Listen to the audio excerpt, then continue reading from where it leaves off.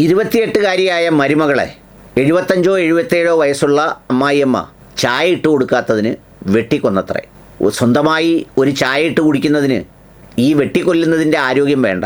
പക്ഷേ ചിലർക്ക് ആരോഗ്യമില്ലെന്ന് പറയുമ്പോഴും ആ ഉള്ള ആരോഗ്യം വെച്ച് ആരെയൊക്കെ ജീവനോടെ കൊല്ലാമോ അതല്ല വെട്ടി നുറുക്കി കൊല്ലാമോ അതിനുവേണ്ടി ശ്രമിക്കുന്ന ഒരു കാലത്തുകൂടിയാണ് നമ്മൾ കടന്നു പോകുന്നത്.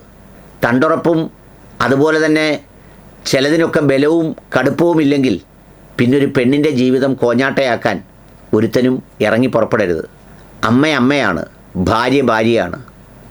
ഒന്നിൻ്റെ പുറത്തെടുത്ത് വെച്ചല്ല ജീവിതത്തിൽ നീതി നടപ്പിലാക്കേണ്ടത്. രണ്ടുപേർക്കും തുല്യമായ നീതി നൽകിക്കൊണ്ടാണ്. പക്ഷേ ഇന്ന് പലയിടങ്ങളിലും നടക്കുന്നത് അങ്ങനെയല്ല.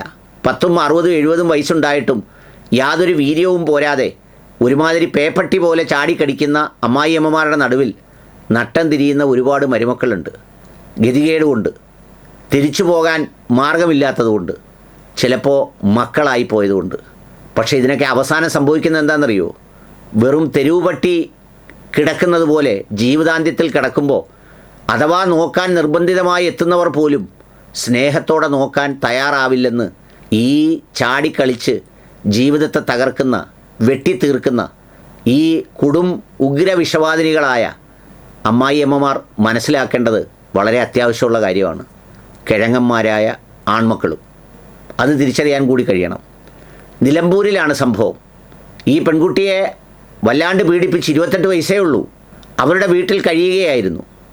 യവൻ പോയി വിളിച്ചുകൊണ്ട് വന്നതാണ് വീണ്ടും.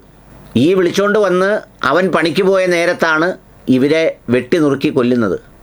സംഗതി ചായ ഇട്ട് കൊടുക്കാത്തതുകൊണ്ടാണെന്ന് പറയുമ്പോഴും ചായ ഇട്ട് കൊടുക്കാത്തതിന് വെട്ടിക്കൊല്ലുമോ? ഇപ്പോഴും ചില പ്രദേശങ്ങളെ കുറ്റം പറയുമ്പോൾ പറയുമല്ലോ, ഇങ്ങനെ കൊല്ലത്ത് ലെയ്സിന് അടിയിട്ടു, മറ്റേടത്ത് ചിക്കൻ അടിയിട്ടു എന്നൊക്കെ പറയുമ്പം അവിടെയൊക്കെ അടിയേ നടന്നുള്ളൂ. ഇത് ചായ ഇട്ട് കൊടുക്കാത്തതിന് വെട്ടിക്കൊല്ലുക. ഇതൊരു അപൂർവങ്ങളിൽ അപൂർവമായ സംഭവമാണെങ്കിലും നിരവധി ഇതുപോലെ മരുമക്കളുടെ ജീവിതം ജീവച്ഛവങ്ങളാക്കുന്ന അമ്മായിയമ്മമാരുണ്ട്.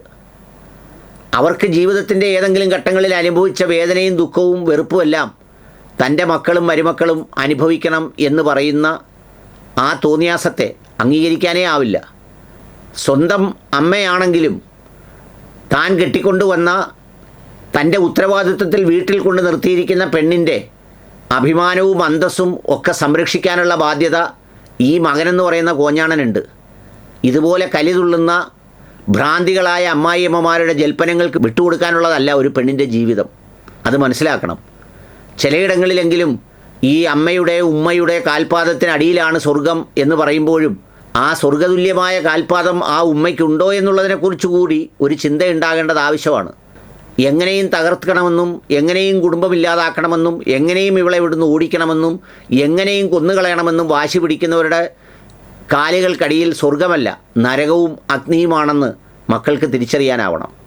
ഏതായാലും ഒരു പെൺകുട്ടിയുടെ ജീവിതം കഴിഞ്ഞു. ഞാനിത് പറയാൻ കാരണം വെറും കുഞ്ഞാമുമാരായി, വെറും ഈ പറയുന്നത് ഇത്തരം ചില പിന്നെ ഊക്കാണ്ടന്മാരായി മക്കളെ വളർത്തി അങ്ങനെ നിർത്തിയ അമ്മയ്ക്ക് സ്നേഹിക്കാനാണെങ്കിൽ വീട്ടിൽ നിർത്തി സ്നേഹിച്ചോണം. ഇനി അവൻ്റെ എന്തെങ്കിലും ആവശ്യങ്ങൾ പൂർത്തീകരിക്കാനുണ്ടെങ്കിൽ അതിന് വേറെ മാർഗ്ഗമുണ്ട്. അതിപ്പോൾ നോമ്പ് കാലം ആയതുകൊണ്ട് ഞാനിതിൽ പറയുന്നില്ല. ഏതെങ്കിലും പെണ്ണിനെ കെട്ടിക്കൊണ്ട് വരുമ്പോൾ അതിനെ അന്തസ്സായും യോഗ്യമാം വിധം സംരക്ഷിക്കാനുള്ള കഴിവും കരുത്തും ഉണ്ടാവണം. ഇതുപോലെയുള്ള ഈ പാമ്പിൻ കൂട്ടിനകത്ത് ജീവിക്കുന്നതിന് പകരം അടുത്തെവിടെങ്കിലും ഒരു കൊട്ടിൽ കെട്ടി അവളുമായി മാറി താമസിക്കണം. എന്നിട്ട് പട്ടിണി വരാതെ ഈ അമ്മയെ നോക്കിയും വേണം. അടുത്തിട്ടാൽ ഷോക്കടിച്ച് മരിക്കുന്ന ആഫ്രിക്കൻ പാമ്പിനെ പോലെ വിഷകരമായ മനസ്സാണ് സ്വന്തം അമ്മയ്ക്കെങ്കിൽ അത് തിരിച്ചറിയാൻ മക്കൾക്കാവണം. അതിനു പകരം എല്ലാത്തിനും ഒത്താശ ചെയ്തു കൊടുത്ത് ഈ പറയുന്ന അമ്മയാണ്, പ്രസവിച്ചതാണ്, പോറ്റിയതാണ്, വളർത്തിയതാണ് എന്നുള്ളതുകൊണ്ട് ഈ കെട്ടിക്കൊണ്ടുവരുന്നവളുടെ ജീവിതവും അഭിമാനവും ഒന്നുമല്ല അതിൻ്റെ അടിയിൽ വെക്കേണ്ടത്. അത് മനസ്സിലാക്കേണ്ടത് വളരെ അത്യാവശ്യമുള്ള കാര്യമാണ്.